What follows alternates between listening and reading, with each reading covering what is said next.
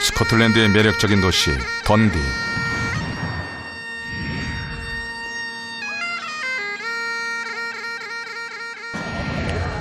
이곳에서도 죽음을 일상처럼 접할 수 있습니다. 어느 곳이든 모두를 놀라게 하는 강력 사건이 존재하기 마련이죠.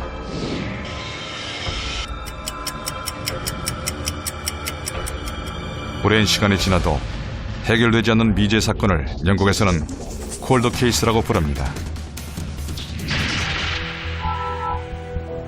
짙푸른 초원이 펼쳐져 산책거스로 자주 이용되는 코스터핀 언덕.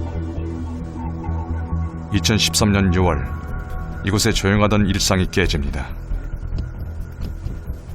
평소처럼 자전거를 타고 가던 한 남성이 인적 드문 나무 아래에서 뼈가 드러난 변사체를 발견한 것입니다.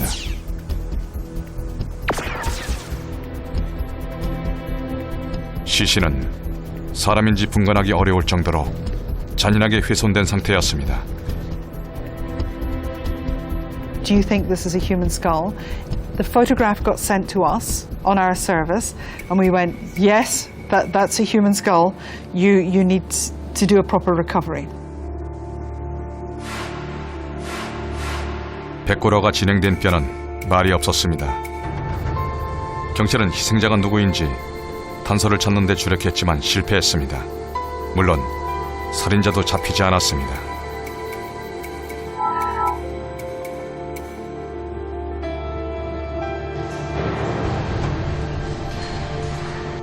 경찰은 세계적인 법의 인류학자 스블렉 교수에게 사건을 의뢰했습니다. That the body was not in one piece, the body was in several pieces. So the body had been dismembered. And dismemberment is an area in which we have an expertise.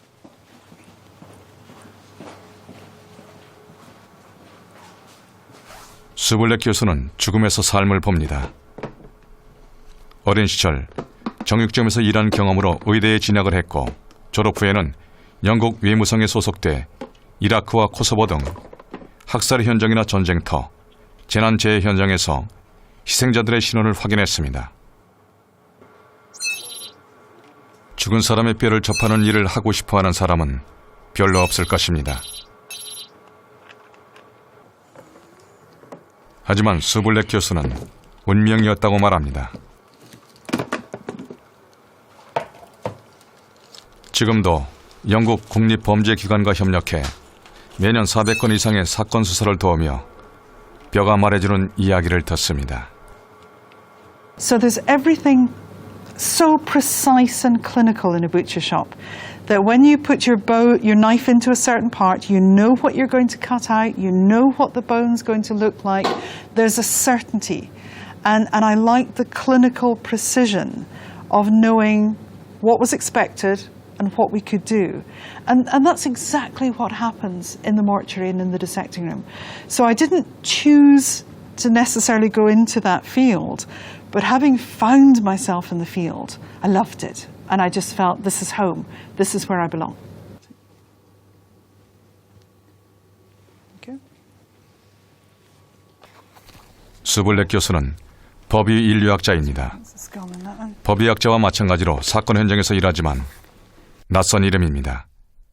그래서 법의 인류학자들은 법의학자와 차이점에 대해서 종종 질문을 받습니다. We sort of work alongside them, but we're different. And we don't do cause of death. The pathologist, that is their role to establish that cause of death. So the difference between a forensic pathologist and a forensic anthropologist is that a forensic anthropologist concentrates on the bone and the bony tissue of the body. So we look at the bones and concentrate. So we're really specialists. So all we can do is spend a lot of time looking at them, extracting as much information as we possibly can about who they were in life and what it was that ended their life. 법의 인류학자는 뼈 전문가입니다. 사건 현장이나 실험실에서 뼈를 연구해 신원을 밝히고 법정에서 증언을 하기도 합니다. We rarely forget any of our cases, is the honest truth. So many of them stick in your mind for so many different reasons, whether it is a baby or a child, because then that's very difficult. When it is a body that you're trying to find because you know somebody's missing and you've not been able to find them. When it is a body that is found but you're not able to identify who they are. Whether it's a dismemberment case, whether it's a burning case, all of these are very, very different. And each one of them is important because they matter to somebody. 뼈는 목격자입니다. 조용히 많은 것을 말해줍니다. 2001년 영국 런던 시내의 민박집 벽장과 요크시의 길가에 버려진 가방 안에서 각각 변사체가 발견됐습니다. 수블렉 박사는 희생자들이 누구인지 밝혀야 했습니다. She was, I think, 21 or 22 years of age, and I believe she was Korean, and I think she was South Korean.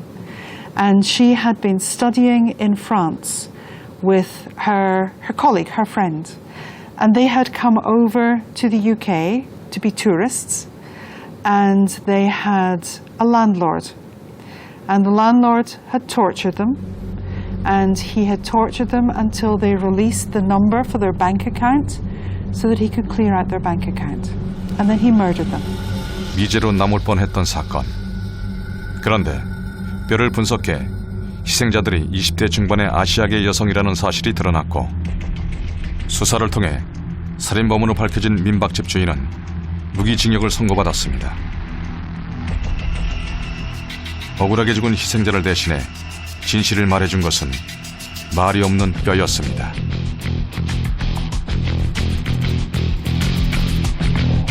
우리 몸을 이루고 있는 206개의 뼈. 이 뼈들은 살아있는 동안 우리의 몸 안에서 우리를 떠받칩니다. 또한 인생 전체를 통틀어 모든 순간을 새기고 기록합니다. 그리고 그 삶을 간직한 채 잠이 듭니다. 수블렉 박사는 뼈를 USB에 비유합니다. 삶의 정보를 담아둔다는 의미입니다. When we look at your teeth, they tell us about your diet and where you lived when you were a child. So from your bones, we can tell you where your mother was living when she was pregnant with you. We can tell you what you were eating and where you were living as a child. From the rest of your bones, we can tell what you've been doing for the last 15 years. And from your hair and your nails, we can tell what you've been doing for the last year. It's all written down inside your body. 뼈가 잘 보존되어 있다면 성별과 나이는 물론 키와 인종도 알 수 있습니다. 법의 인류학자들은 뼈에서 가장 먼저 나이를 추정합니다. 치아는 한 번 손상되면 회복되지 않습니다. 사람들은 저마다 고유의 치과 기록을 안고 살아가죠. 치아가 다른 정도를 보고 나이를 예측할 수 있습니다. 나이를 추정한 후에는 성별을 구분합니다. 남자의 골반과 여자의 골반은 생김새가 다릅니다. 아이를 낳을 수 있도록 진화한 여성의 골반뼈는 남성에 비해 튼튼하고 넓습니다. 만약 골반의 아랫부분이 넓다면 여성일 가능성이 높습니다.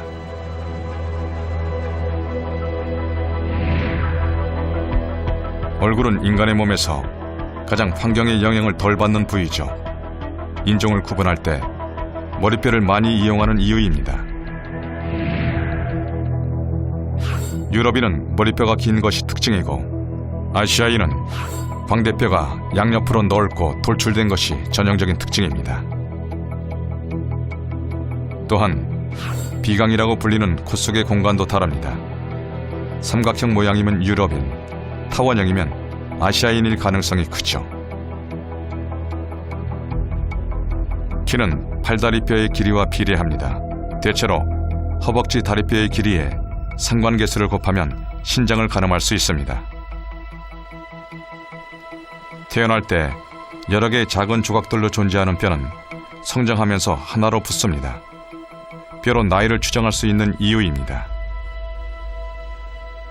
And our job is to be able to read the book, read the narrative, read the story, and see if there's enough information in there that allows us to say, who was this person when they were alive?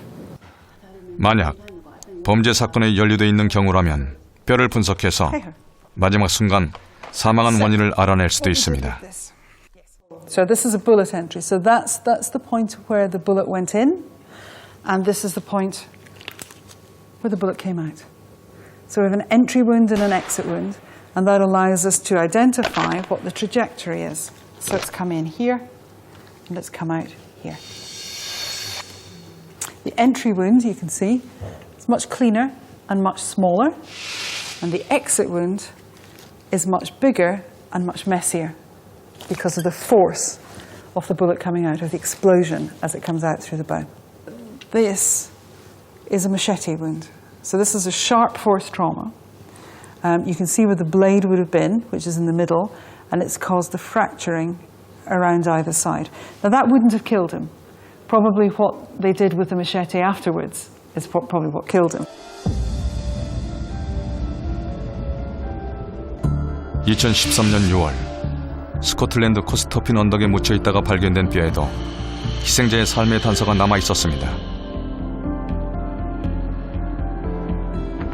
162cm의 키에 50-60대로 추정되는 백인 여성이었죠. 경찰은 즉시 실종 전단을 배포했지만 어떤 연락도 없었습니다.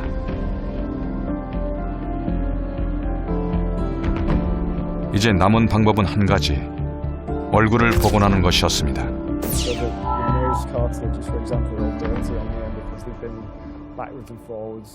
얼굴 복원은 법의 인류학에서 가장 주목받는 분야입니다. 뼈에서 생존 모습을 찾아내는 얼굴 복원은 해부학의 바탕을 둔 의학 지식과 미술과 첨단 기술이 어우러진 복합 분야입니다. Cast together with a wire and thought of it as a series of different sized tubes. 머리뼈는 지문처럼 So just 저마다 유일한 모양을 하고 있습니다. From the side looks quite feminine because they'd separated very slowly and mixed. 사람마다 얼굴이 다른 것처럼 머리뼈도 각각 독특한 특징이 있죠. 머리뼈는 하나의 뼈라고 생각하기 쉽지만 실제로는 22개의 뼈들로 복잡하게 이루어져 있습니다. 각각의 뼈와 근육을 이해하면 살아있을 때의 얼굴을 복원할 수 있습니다. This always happens in the summer. 얼굴 복원은 수사 과정 중 가장 마지막 단계에 속합니다. But when an investigation has no leads, it has no direction because DNA, fingerprints, dental records and x-rays have shown no match to anyone on any databases. They're kind of left with nowhere to go. So this could help generate a direction, an investigative lead to follow. 얼굴을 복원하는 과정은 머리뼈를 컴퓨터 단층 촬영을 한 후 근육과 살을 만들고 눈, 코, 입, 머리카락 같은 형태소를 붙입니다. So these represent the average soft tissue depth of the face from the closest population that was available in the research. The eyes are something that people focus on when they look at faces, so they're really important to get them correct. And we can tell from the depth of the orbit whether someone's got protrusive eyes or deep set eyes, and that changes the shape. We can tell from the attachment points of the ligaments whether the eyes are upturned or downturned. 뼈의 모양에 따라서 근육이 달라집니다. So you can see this line, this temporal line across the bone there, so you know where the muscle would go up to. And again, each of these, they're brought in as a model and then distorted to fit. 코 주변 뼈의 위치와 구조를 분석해 코의 모양과 콧구멍의 넓이를 예상할 수 있습니다. You can tell a lot from frontal view about the nose. You can see how this side of the aperture is lower than this side, so this nostril will be lower than this.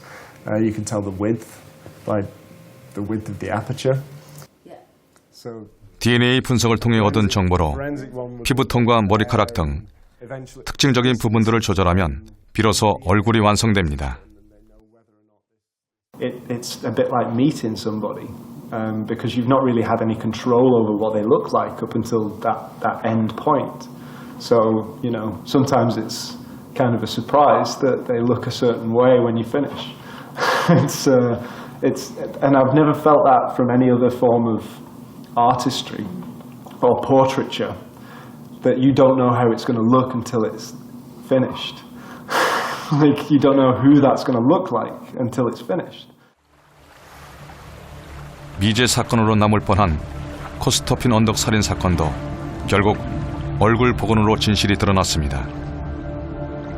뼈의 주인은 66세 아일랜드 여성이었습니다. 아들이 사는 스코틀랜드를 방문했다가 변을 당한 것이었습니다. 억울하게 죽은 그녀의 존재를 되찾고 살인범에게 대가를 치르게 한 것은 뼈였습니다. 복원 사진을 알아본 제보자의 증언이 사건을 해결했습니다. And bones survive. That's also the most important thing. Your bones and your teeth, when all of your hair has gone and your skin has gone and your soft tissue has gone, it stays behind. And it stays behind for a very, very long time. It's a permanent record of your life. And it doesn't disappear in a week or a month or a year or even 100 years. Those remains are there for us.